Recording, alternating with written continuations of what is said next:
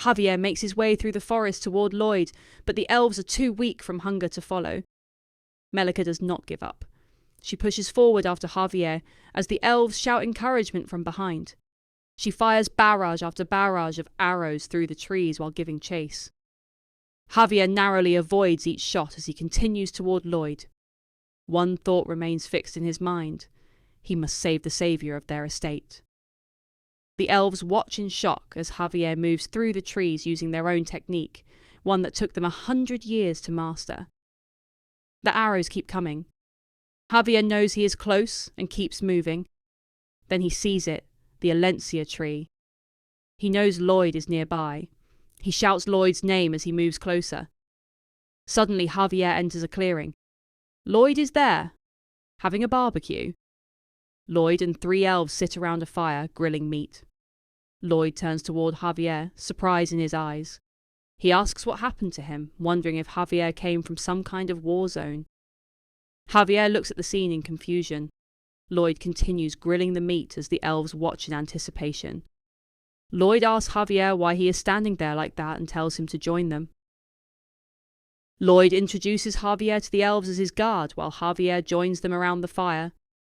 The elves react with surprise. They remark that they had assumed Lloyd was Javier's servant. Lloyd then introduces the elven chief to Javier. She is munching on a piece of meat as she gives Javier a friendly greeting, though it comes reluctantly. Lloyd scoffs and tells her she should be more friendly when meeting someone new. Javier says nothing, his gaze fixed on the fire, still filled with confusion.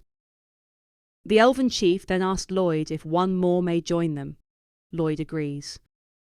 She calls out to Melika, who has been watching from a distance behind a tree. Melika approaches and sits down next to Javier. The elven chief asks Lloyd if it is all right for her to eat as well. Lloyd smiles and tells her she is welcome to as much as he has. He explains that he only brought a small amount for the trip and asks for their understanding. Not far from them, the rest of the elves continue to watch, their aim still set on the intruders. Even so, the smell of the grilled meat makes their mouths water. Lloyd then asks if his assumption is correct, that the men stay at home to care for the children while the women hunt for food. He follows by asking if they must be starving as well. The elves break down in tears, worried for their families. Lloyd then asks about the elderly, saying they must be barely holding on. The elven leader says nothing, but her expression tells Lloyd he's right. Lloyd feigns compassion, clearly trying to manipulate them as the elves continue to cry for their family's well-being. Then the moment comes that Lloyd's been waiting for. He asks them to make a deal with him. The elf chief scoffs, saying they don't make deals with humans. Lloyd laughs and produces his hostage, the plant from earlier. He remarks smugly that they already made a deal with a human before. Don't they remember?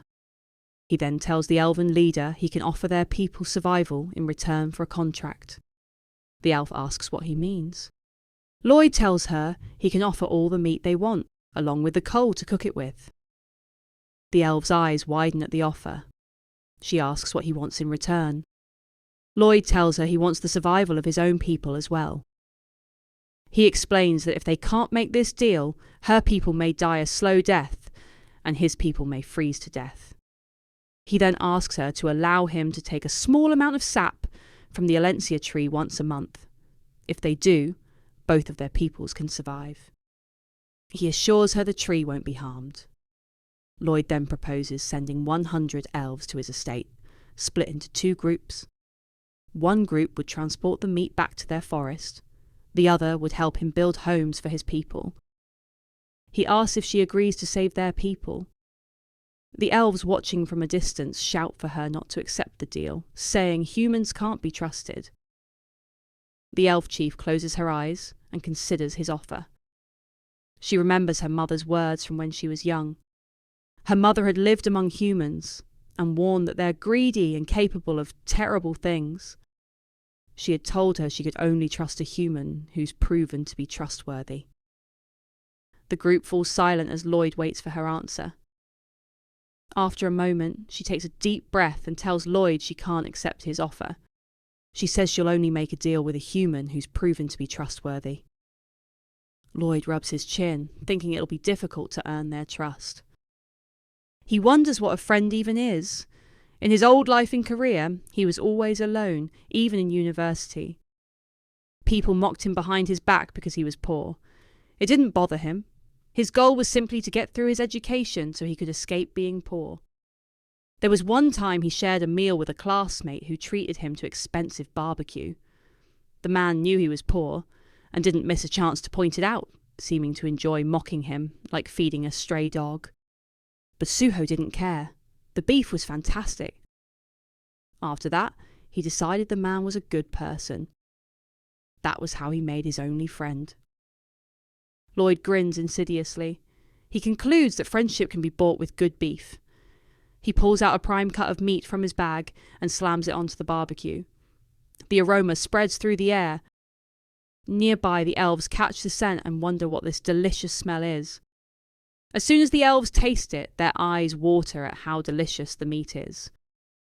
Almost immediately, the elven leader accepts his offer. Another elf protests, asking if she needs the elders' permission. The elven leader dismisses it, saying they should just feed the elders some beef, and they'll accept as well. The elven chief and a group of elves accompany Lloyd to the Frontera estate. Annoyed, Javier wonders if all of this could have been solved by offering them stakes. If that was the case, why was he sent to fight them at all? A crowd gathers as Lloyd and the elves walk through the streets, murmuring among themselves. This time it's elves. What's next, dragons? The elven chief looks around at the estate. She notices objects made from wood, and her brow furrows at the sight of trees being used for construction. Lloyd notices her reaction and tells her that some people detest the idea of killing animals for meat. He reminds her to keep an open mind. Living in cooperation with other races and cultures, he says, can bring prosperity to everyone. The elven chief tells him she understands. It'll just take some adjustment for her people. Lloyd tells her, of course, and that they should take their time. Then he turns to her with a grin and says they can think it over while eating some beef. Her mouth starts to water as she says she's already beginning to understand. Construction on the apartment complex continues. Lloyd had been concerned that the apartments wouldn't be finished before winter. If concrete trapped any moisture inside, it could be disastrous and lead to collapse. But he doesn't have to worry about that anymore. With the help of the elves and their unbelievable mobility, construction was completed in time. The insulation worked well, and the rooms on the upper floors stayed warm. Lloyd then ordered the residents to move in, with priority given to families with children and the elderly. To Javier's surprise, Lloyd declared that no one would go hungry or freeze to death this winter. But Lloyd is only thinking about how indebted they'll be in the future, grinning like an idiot. Lloyd then tells Javier they need to go see the Baron. He plans to start another project soon. Javier follows behind him, thinking about how annoying Lloyd is. He realises Lloyd's been like this ever since that night his personality changed. He sighs. In the end, he can't bring himself to hate Lloyd. He's become someone they can all depend on. As they walk, the sound of a trumpet rings out ahead of them. Lloyd asks what the noise is. Javier says it sounds like a royal messenger. As they draw closer, they see his mother and father bowing before the messenger as he reads a message from the Queen. The letter states that Her Majesty is deeply impressed with how the Frontera estate has stepped up during this time of need. The messenger then declares that from this moment forward, the Frontera estate will be elevated to the status of a county, with Arcos Frontera receiving the title of Count. The messenger kneels and congratulates Arcos. Arcos and Marbella stand in shock as Lloyd watches on, smiling. The messenger continues, listing their accomplishments, from thwarting the mass movement of monsters coming from the east to fortifying the eastern lands. He declares that because of these achievements, the county of Frontera will become independent from the county of Cremo, and serve as the central hub for the regeneration of the east. He then announces that for the next 10 years, the Crown will provide funds to aid in that regeneration. In the background, Lloyd dances quietly. The messenger continues, declaring that the county will be exempt from taxation for the next 20 years. Lloyd presses his hands together, a satisfied smile forming as he offers a quiet thanks to the Queen. She understands how to reward those who deliver results. He understands why she's doing this. Building a large city in this era is almost impossible, and she's betting on Lloyd to make it happen. She'll be the first monarch in a long time to achieve it. Lloyd tells Javier they're heading to the village. There's something he planned to do in case this very situation happened. Arcos watches them walk away, tears in his eyes. He quietly thanks Lloyd. All of this is because of him. First, getting rid of the crushing debt. Now this. He can't thank him enough. Later, in the centre of the village, Lloyd and some of the villagers gather around the statue of the Queen, dancing as they chant "All Hail Queen Alicia." They praise her loudly as Lloyd urges them to chant even louder. The messenger watches on, confusion on his face, as he wonders what's gotten into them. When he returns to the palace, he informs the Queen of Lloyd's antics. Clearly embarrassed, the Queen snaps, asking why he would do such a thing. Later, Viscount Lacona raced toward Frontera County. He made his way to Arcos and bowed, saying he'd come as ordered. Arcos told him there was no need for formalities, admitting he was still not used to his new title. The Viscount said Arcos was too modest. Privately, he wondered why this man had to become a count. He regretted all the times he had mocked Arcos at social gatherings. Still, he convinced himself that if he was polite from now on, this incompetent fool would surely forgive him. Arcos told him the estate was busy with regeneration efforts. He then explained they were currently lacking manpower and would like to ask for his assistance. The Viscount immediately agreed, saying he'd do whatever he could to help. He asked how many men were needed.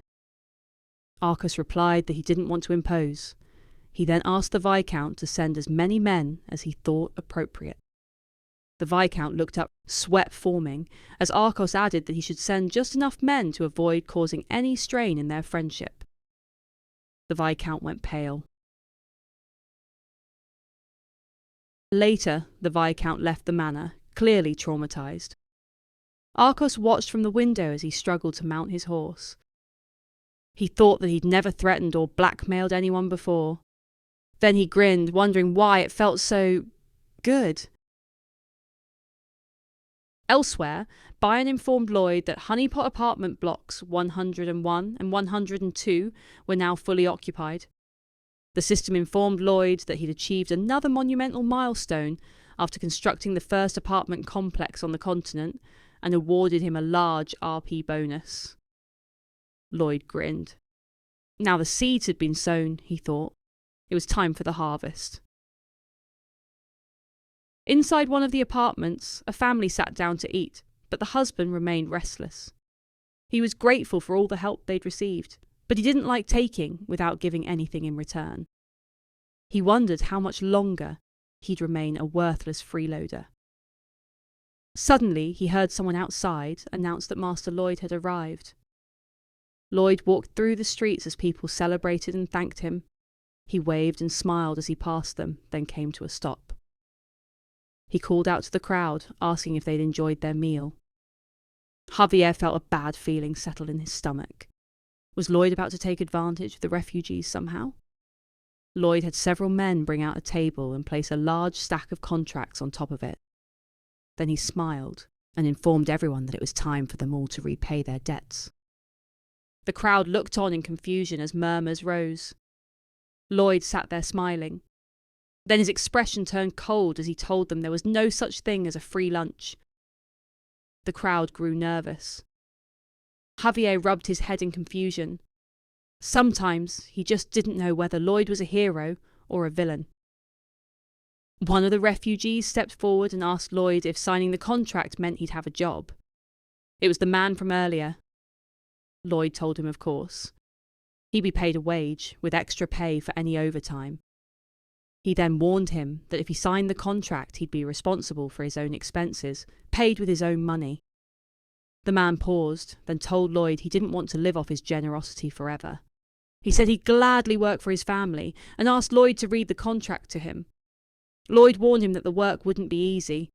Before he could continue, the man's wife stepped forward and asked if women could work as well. Lloyd told her, of course. After a moment, a long line formed in front of Lloyd, all of them asking for the chance to work for themselves. Lloyd grinned. Now he had the manpower he needed for what came next. Lloyd's next project was terraced farming.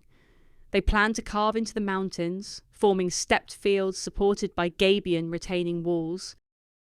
The walls could be built easily using rebar. But there was a problem. Bangle was exhausted after the apartment construction. When Lloyd went to check on her, Bibion kicked him in the face and told him not to work Bangle so hard anymore. Lloyd realised he'd have to come up with a new plan. Later that evening, Lloyd made his way to a secluded area. He pulled up the summoning screen and thought that he'd been considering another summon for a while now. He hoped that, once again, he'd summon a creature that suited his needs. He looked at the message box telling him to give it a whirl and thought it sounded like some kind of swindler. Still, it always seemed to give him exactly what he needed at the time. He had plenty of RP, so it was time to summon. He pressed start. The summoning circle activated, and Lloyd held his hands together, praying for something useful. The process finished, and the summoning circle grew larger as Lloyd wondered what was about to emerge. Then a wave of fire burst out, scorching Lloyd's face. When it dissipated, he stood there in shock. The system laughed, telling him he'd gotten the dud. Lloyd asked if it wasn't supposed to be on his side, glaring at it. The system reminded him it was merely a message box and wasn't on anyone's side. Lloyd didn't like its tone. He then asked about all his previous summons. Why did he always receive exactly what he needed? The system laughed again, telling him that when gambling, you always let the newcomer taste a win to get them hooked. Then it reminded him that not everything comes so easily in life.